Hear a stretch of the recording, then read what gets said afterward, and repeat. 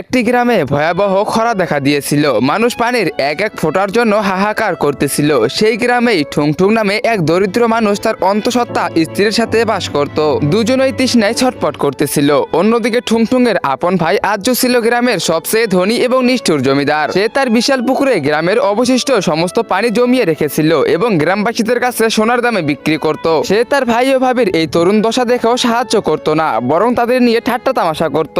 এক তপ্ত দুপুরে ঠুংঠুং একটি শুকনো গাছের নিচে বসেছিল। হঠাৎ আকাশ থেকে একটি সোনালী রঙের পাখি তার সামনে এসে পরে ছটফট করতে লাগলো। প্রচন্ড গরমে পাখিটির প্রাণ যাইতেই অবস্থা। ঠুংঠুং এর কাছে মাত্র এক চুমুক পানি অবশিষ্ট ছিল, যা সে তার স্ত্রীর জন্য বাঁচিয়ে রেখেছিল। কিন্তু ছটফট করতে থাকা পাখিটিকে দেখে সে কিছুই না ভেবে সেই শেষ পানিটুকু পাখিটির ঠোঁটে ঢেলে দিল। কিন্তু তখনই আজব কিছু ঘটলো। পানি পান করতেই পাখিটি এক অপরূপ সুন্দরী পরী হয়ে গেল এবং বলল, ধন্যবাদ হে দয়ালু মানুষ, আমি পরলোকের পরী। আমি এখানে ভ্রমণে এসেছিলাম, কিন্তু তীব্র গরমে আমার সব শক্তি শেষ হয়ে গিয়েছিল।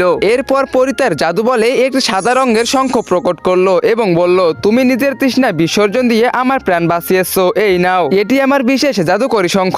এর কাছে নসরভাবে পানি চাইলেই এটি তোমার তৃষ্ণা মেটাবে। কিন্তু মনে রেখো, এটি শুধু প্রয়োজনের সময় ব্যবহার করবে, কখনো লোভ করো না। আর এটি থামানোর জন্য বলতে হবে, শঙ্খ এবার থামো, শান্ত হও। এই বলে পরী ওইখান থেকে অদৃশ্য হয়ে চলে গেল। তো বন্ধুরা, এরপর কি হতে চলেছে তোমরা সেটা দেখতে পারবে পার্ট 2 তে। পার্ট 2 দেখতে চাইলে ভিডিওতে লাইক করে চ্যানেলটিকে সাবস্ক্রাইব করে দাও, আর অবশ্যই কমেন্ট বক্সে কমেন্ট করো পার্ট 2।